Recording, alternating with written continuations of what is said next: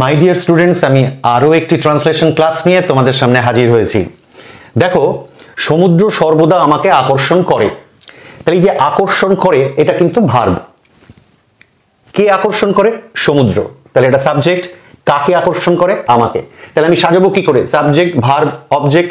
তার আগে বুঝে নিই, এটা কিন্তু প্রেজেন্ট ইনডেফিনাইট, অর্থাৎ এটা আমার নেচার। সমুদ্র সবসময় আমাকে আকর্ষণ করে।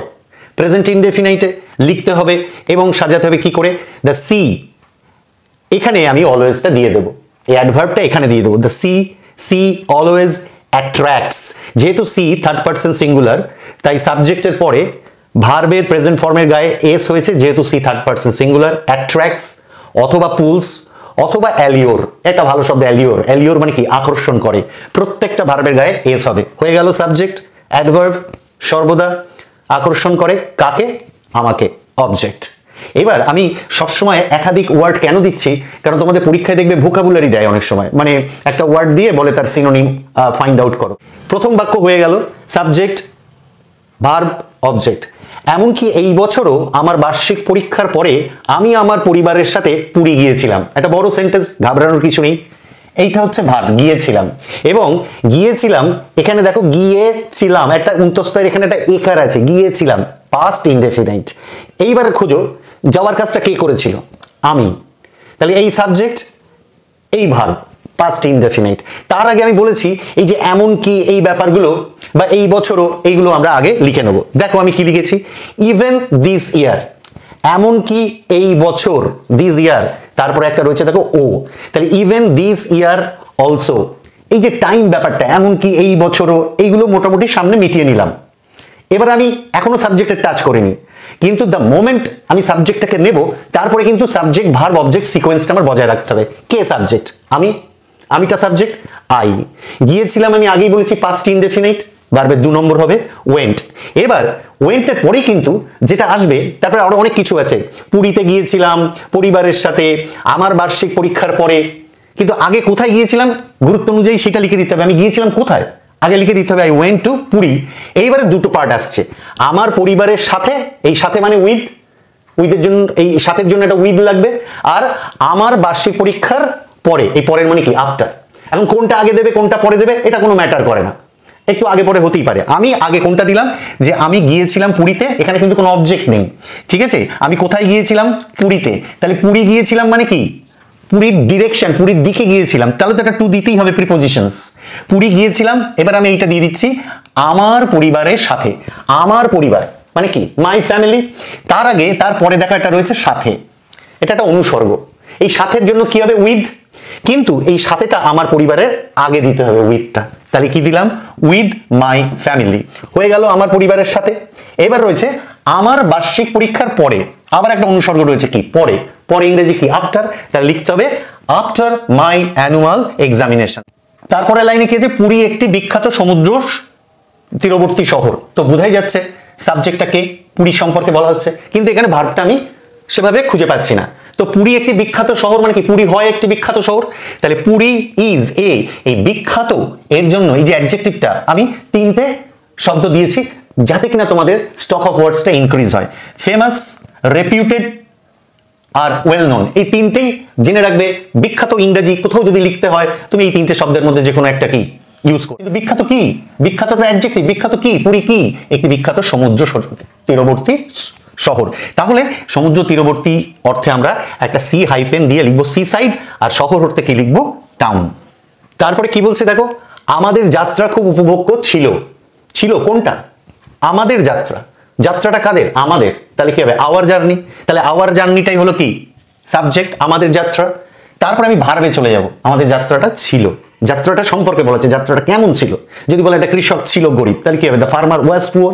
ঠিক তেমনই আওয়ার জার্নি ওয়াজ ভেরি উপভোগ্য। এই খুবের জন্য কি দিলাম? ভেরি। আর উপভোগ্য আমি দুটো শব্দ তোমাদের জন্য দিচ্ছি, একটা এনজয়েবল আর একটা কি? প্লিজেন্ট। দুটোই একই মানে, উপভোগ্য, আনন্দদায়ক, মনোরম। অ্যান্ড এবং আমি খুব উতলা ছিলাম, আবারও আসবে ওয়াজ। উতলাটা ছিলাম কে? আমি, অর্থাৎ আমার ভেতরের মাইন্ডের নেচার বোঝাচ্ছে। তাহলে আমি খুব উতলা ছিলাম, তাহলে আগে সাবজেক্ট হবে দেখো, অ্যান্ড আই। ছিলাম, ওয়াজ, খুব, ভেরি মাচ, ভীষণ পরিমাণ, কি ছিলাম? উতলা। উতলা মানে উত্তেজিত, মানে কখন যাব, কখন পুরীতে যাব, কখন সমুদ্রের সৌন্দর্য দেখবো।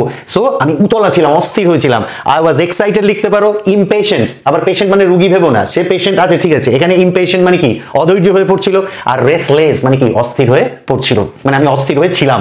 এবারে দেখো পুরীতে পৌঁছানোর পরে ছুটেছিলাম, এই হচ্ছে ক্রিয়াপদ। ক্রিয়াপদ ভার্ব, বাক্যের শেষে আছে ছুটেছিলাম, পাস্ট ইনডেফিনাইট। আমি তো ছুটেছিলাম, অ্যাক্টিভ ভয়েস, পাস্ট ইনডেফিনিট। কে ছুটেছিল? আমি, এটা হচ্ছে সাবজেক্ট। আমি ছুটেছিলাম। মাঝখানে অনেক শব্দ আছে, ঘাবড়ানোর কিছু নেই, কিন্তু সাবজেক্টটাকে ইউজ করার আগে দেখো এই অংশটা রয়েছে, পুরীতে পৌঁছানোর পরে। পুরীতে পৌঁছানোর পরে আমি এইভাবে আসবো, প্রথমে পরেটা লিখবো আফটার। আর এই যে পৌঁছানোর, এটা নন ফাইনাইট ভার্ব করব, কি করব? আইএনজি মারবো। যদি আমরা বলি না খেলার পরে, আফটার প্লেইং ফুটবল, স্কুলে যাওয়ার পরে, আফটার গোয়িং টু স্কুল, তেমনি আফটার রিচিং পুরী হয়ে গেল, পরে পৌঁছানো পুরীতে। এইবার আমি ধরবো কে? সাবজেক্ট।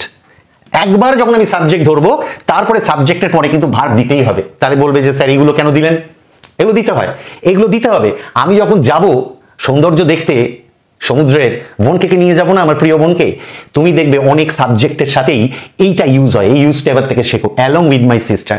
তুমি যদি বলো আমি মার্কেটে গিয়েছিলাম আমার ভাইয়ের সাথে, তাহলে I along with my brother went to market, অর্থাৎ সাবজেক্টের লাগোয়া এটা থাকবে। তাহলে I along with my sister, তাহলে সাবজেক্টের পরে ভার্ব বসবে, কিন্তু আমি কাকে নিয়ে সাথে করে যাচ্ছি সেইটা আই এর সাথেই এই অ্যালং উইথ সাথে দিয়ে দিতে হয়। I along with my sister, along with my sister হয়ে গেল, আমি আমার বোনকে সাথে নিয়ে, মিটে গেল। এইবারে আসছে ছুটেছিলাম, ভার্বের 2 নম্বর রাস্ট। ছুটেছিলাম, অসমাপিকা ক্রিয়া রয়েছে দেখতে। কোন একটা ভার্বে যদি তে আসে তাহলে সেটা ইনফিনিটিভ হয়, অর্থাৎ এই দেখতে, এই দেখার সাথে তেটাকে আনার জন্য ভার্বের আগে কি দিতে হবে? টু। তাহলে টু সি, দেখতে। বাকি রইল একটাই, কি দেখতে? অবজেক্টটা কি? কি দেখতে? The sea. এইভাবে সিকোয়েন্সটা করবে, খুব ইজি। এবারে দেখো আমরা লাস্ট সেন্টেন্স এসেছি, আমরা উপভোগ করেছিলাম। বড় অনেক সেন্টেন্স, ঘাবড়ানোর কিছু নেই, খুঁজে বের করো। করেছিলাম, উপভোগ করেছিলাম মানে এনজয়, এটাও পাস্ট ইনডেফিনিট। কারা উপভোগ করেছিলাম? আমরা, এটা সাবজেক্ট, আমি আর আমার বোন। তাহলে আমি শুরু করবো সাবজেক্ট দিয়ে, উই এনজয়েড। এবার এখানে 3টে শব্দ দিয়েছি দেখো, এনজয়েড, সেভার্ড, রেলিশড। প্রত্যেকটা কিন্তু ভার্বের সেকেন্ড ফর্ম, কারণ পাস্ট ইনডেফিনাইট। সেভার বা রেলিশ, খাবার কিছু খেলে সুন্দর টেস্ট হলে যেমন সেভার বলি, প্রাকৃতিক সৌন্দর্য উপভোগের ক্ষেত্রেও কিন্তু সেভার, রেলিশ এগুলো ইউজ হয়, খুব সুন্দর ইউজ এগুলো। উই এনজয়েড, সেভার, রেলিশড। এইবার বলো ভার্ব তো এসেছে, তাহলে কি হবে? অবজেক্ট, খুঁজে বের করো অবজেক্ট। উপভোগ কি করেছিলাম? বড় বড় ফেনিল ঢেউগুলোর সৌন্দর্য, এইটা আগে আসবে। এই সৌন্দর্যটা কেমন? অসাধারণ। তাহলে দেখো কি উপভোগ করেছিলাম? সৌন্দর্য। দেখো আমি লিখেছি রেলিশড, আমি কি লিখেছি? বিউটি। এইটা হচ্ছে কি? অবজেক্ট। কিন্তু সৌন্দর্যের আগে আমি একটা কি লিখেছি? অসাধারণ, অতি সুন্দর। তার জন্য আমি অনেকগুলো কিন্তু কি অ্যাডজেক্টিভ ইউজ করেছি তোমাদের স্টক অ্যাওয়ার্ড বাড়ানোর জন্য। স্প্লেন্ডিড, খুব সুন্দর শব্দ। ফ্যাবুলাস, পিয়ারলেস, অতুলনীয়, অনিন্দ সুন্দর। Fascinating, enthralling, mesmerising. এই এতগুলো শব্দ মানে কি জানো? কোথাও কোনো কিছু খুব সুন্দর সুন্দর বোঝাতে গেলে এই অ্যাডজেক্টিভগুলো ব্যবহার করবে। তাহলে এই সুন্দর কোনটা? না, সৌন্দর্যটা। সৌন্দর্যটা কার সৌন্দর্য? ঢেউগুলোর সৌন্দর্য। তাহলে সৌন্দর্যের সঙ্গে একটা কি রয়ের কানেকশন আছে, তাহলে অফ এলো। তাহলে সৌন্দর্যটা কার? ঢেউগুলোর। ঢেউগুলোর কেমন? না বড় বড় ফেনিল ঢেউ। তাহলে আমি এই সৌন্দর্য কেমন সৌন্দর্য, তার জন্য আমি অনেকগুলো অ্যাডজেক্টিভ কিন্তু দিয়েছি। এবার বলো সৌন্দর্যটা কার? একটা অফ দিতে হবে। সৌন্দর্যটা কার? না ঢেউয়ের। তাহলে of the waves, of the waves. কিন্তু সমস্যা হচ্ছে এই ঢেউ আবার দুটো অ্যাডজেক্টিভ নিয়ে রয়েছে, একটা কি বড় আর ফেনিল। তাহলে আমি তো লিখবো বিউটি অফ দ্য ওয়েভস, কিন্তু ওয়েভসের আগে যদি অ্যাডজেক্টিভ থাকে তাহলে সেই অ্যাডজেক্টিভকে জায়গা দেওয়ার জন্য এই অফের থেকে ওয়েভসকে একটু সরে যেতেই হবে। ঠিক আছে, তাহলে ওয়েভসের সামনে তো আমার অ্যাডজেক্টিভটা বসাতে হবে। কি লিখলাম? Of the big. বিগ মানে কি? বড় বড়। বিগ। ফোমি, ফোম মানে কি? ফেনা। ফেনা থেকে এসেছে কি? ফেনিল, বিশেষণ। তাহলে বিগ ফোমি ওয়েভস। ঠিক আছে, এই হলো সমুদ্রের মানে এই যে ঢেউয়ের বড় বড় ফেনিল ফেনাযুক্ত ঢেউয়ের সৌন্দর্য। সৌন্দর্যের আগে আবার অ্যাডজেক্টিভ, কেমন সৌন্দর্য? Fascinating, enthralling, mesmerising. সেই সৌন্দর্যকে ভার্বকে এনজয়েড, সেভার, রেলিশ কে করেছে? আমরা। তাহলে সাবজেক্ট, ভার্ব, অবজেক্ট। অবজেক্টটা বিউটি, বিউটিটা কার? ঢেউয়ের, তার জন্য কি এসেছে? অফ। সেই ঢেউ আবার কেমন? বিগ আর ফোমি, অ্যাডজেক্টিভ। আর এই সৌন্দর্য কেমন? সেই জন্য এই যে ভার্ব আর এই যে নাউন বিউটি, সেই বিউটির আগে অ্যাডজেক্টিভটা বসাতে হবে। তুমি তো এতগুলো অ্যাডজেক্টিভ দেবে না, যে কোনো একটা অ্যাডজেক্টিভ দেবে, যে কোনো একটা ধরেই বলছি, মনে করো we enjoyed the splendid beauty of the big foamy waves. তারপরে কি বলছে? যারা। যারা বলতে কি? এই ঢেউগুলো। তা ঢেউগুলোর সঙ্গে তার আমরা হু দেবো না, কি দেবো? হুইচ। যেগুলো আনন্দের সাথে গড়াগড়ি খাচ্ছিল, টেন্স কিন্তু বদলে গিয়েছে, খাচ্ছিল। ওরা যখন গিয়ে দাঁড়িয়েছে ঢেউগুলোর তাদের গড়াগড়ি খাওয়ার কাজটা চলছিল, তাহলে কি হবে? দ্য ওয়েভস হুইচ ওয়্যার, একটা অ্যাডজেক্টিভ ক্লজ শুরু হচ্ছে, হুইচ ওয়্যার রোলিং আপ। দেখো পাস্ট কন্টিনিউয়াস নিয়ম মনে আছে, ওয়াজ বা ওয়্যার হবে আর ভার্বের গায়ে কি আইএনজি, রোল আপ মানে গড়াগড়ি খাচ্ছে। এবার যেহেতু ওয়েভস রয়েছে তাহলে হবে ওয়্যার রোলিং আপ। কোথায়? সমুদ্রের বিচের উপরে। তাহলে কি হবে? তারা আনন্দের সাথে গড়াগড়ি খাচ্ছিল। গড়াগড়ি কোথায় খাচ্ছিল? সৈকতে। তাহলে অন দ্য বিচ। এবার বাকি রয়েছে আনন্দের সাথে। তাহলে সাথে ইংরাজি কি? উইথ। তাহলে আমি কি লিখবো? With joy. With joy. কিন্তু এই যে উইথ জয়, অর্থাৎ উইথের পরে এই যে জয়টা দিয়েছি নাউন, কারণ উইথের পরে নাউন ফর্মটা বসে আর কি, উইথ জয়। এটাকে তুমি একসাথেই লিখতে পারো, উইথ জয় না দিয়ে লিখতে পারো অ্যাডভার্ব দিয়ে দিতে পারো। অর্থাৎ তুমি হয় দিতে, যেরকম আমি কি খুব যত্নের সাথে কাজটা করেছিলাম, তাহলে I did the work with care, সেক্ষেত্রে কেয়ার নাউন। আবার ওটাকে আমি বলতে পারি I did the work carefully. তাহলে ঢেউগুলো গড়াচ্ছিল, গড়াগড়ি খাচ্ছিল সৈকতে উইথ জয়, অথবা একসাথেই অ্যাডভার্ব দেবো, জয়ফুলি আনন্দের সাথে, গ্লিফুলি আনন্দের সাথে, গ্ল্যাডলি আনন্দের সাথে।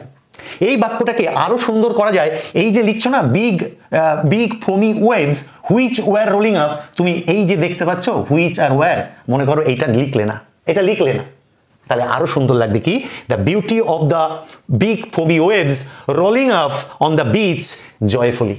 অর্থাৎ তুমি এই হুইচ ওয়্যার, যেটা অ্যাডজেক্টিভ ক্লজ করেছো, তুমি হুইচ ওয়্যারটাকে তুলে নাও, জাস্ট রোলিং দাও। আমি একটা উদাহরণ দিচ্ছি, I saw the beautiful birds which were flying in the sky. Which were flying in the sky, একদম ক্লজ করছি, which were flying in the sky. আমি হুইচ আর ওয়্যারটা দেবো না, আমি তখন কি লিখবো? I saw the beautiful birds flying in the blue sky. আরো সুন্দর হলো লেখাটা। ঠিক আছে, তো আজকের মতো এই ছোট্ট ছোট্ট ট্রান্সলেশন ক্লাসগুলো জাস্ট ফলো করো, এবং এই ট্রান্সলেশন ক্লাসের মাধ্যমে তোমার স্টক অফ ওয়ার্ডসও বাড়বে। আর সব থেকে বড় কথা, বিভিন্ন সিচুয়েশনে যে অ্যালং উইথের ব্যবহারটা কি করে হবে, বা পৌঁছানোর পরে কি করে লিখতে হবে, বা বড় বড় ফেনিল ঢেউয়ের সৌন্দর্য কিভাবে অফ দিয়ে আনবো, সৌন্দর্যের আগে যে এতগুলো অ্যাডজেক্টিভ হয়। So lot of things are to learn, and I hope that you will learn it and you will keep all those learning at the very depth of your heart. ওই যে বললাম, উইথ কেয়ার অথবা carefully. Okay, with care অথবা carefully, and I hope that you have also followed that class with joy বা joyfully, gleefully